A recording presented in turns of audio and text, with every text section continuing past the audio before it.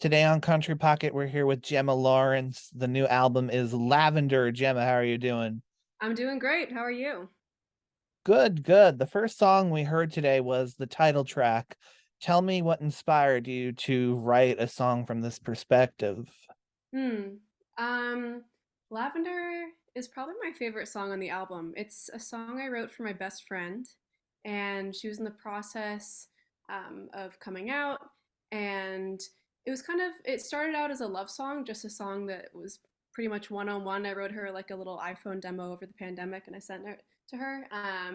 Yeah, and it's just meant to be kind of a love song to a friend, um, just saying that I see you and I hear you. And I know that coming out is really difficult, especially for people in the trans community. And I'm queer, but I'm a cis person. And so I might not know exactly what it's like, but uh, I just wanted to say I love you and I'm here for you. And, this process is really difficult and really challenging.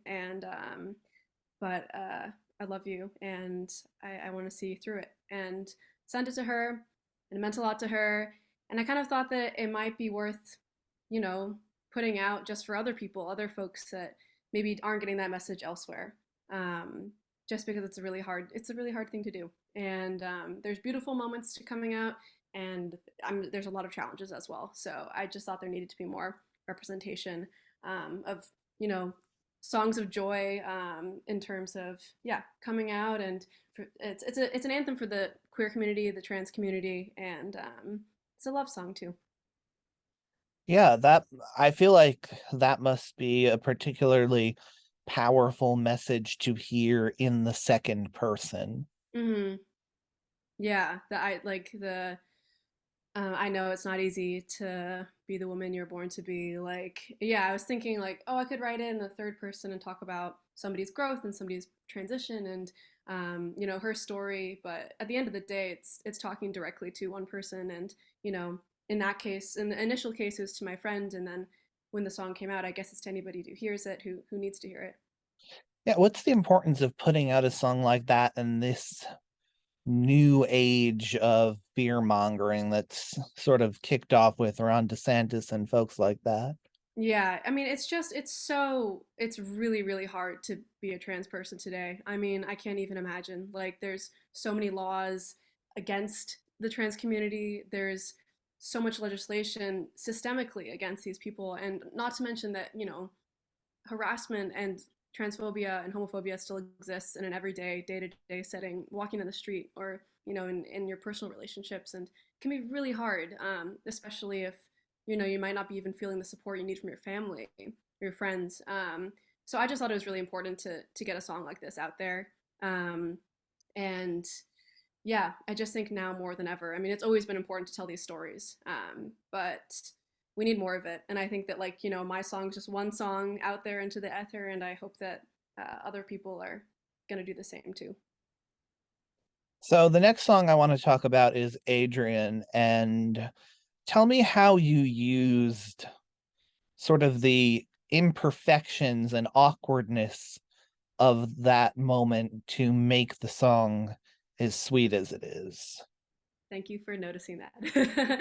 um, I mean, first dates are always so awkward. Like, there's such a beauty in that awkwardness, in that kind of, does this person like me? How do they feel about me? And I think that's also it's I think it's universal for any person on a first date. I felt like it's also very quintessentially queer too, just because the amount of times I've been on a date, or I'm like, is this a date? What's going on here? Even if it was pretty explicitly a date from the get go, you kind of get there and you don't really know how to interact with the person because you don't know them that well yet. And like, that's a song I wrote kind of about one of my earlier experiences dating when I had come out as queer, and I was just so awkward. And there's a beauty to that, in the kind of stumbling on your words and trying to say the right thing or trying to be smooth or being like, who makes the move here? What's next? What's going on? And so I wrote the song years after that moment or that episode. That person was, I'd met that person in my life, and I was just reflecting on it. It was over the pandemic, and I was living in a different place, and I was in a very different stage of life. Um, and I was just thinking back on this person and this moment and this night, and thinking about, how beautiful it was in those very specific moments of tenderness and intimacy, but also this awkwardness too. Yeah, you write about these sweet moments on your album, but they always seem to be from that perspective of a lot of time having passed and you being sort of alone with your thoughts at that point. Is that just because that's when you write the song, or is that for emotional effect?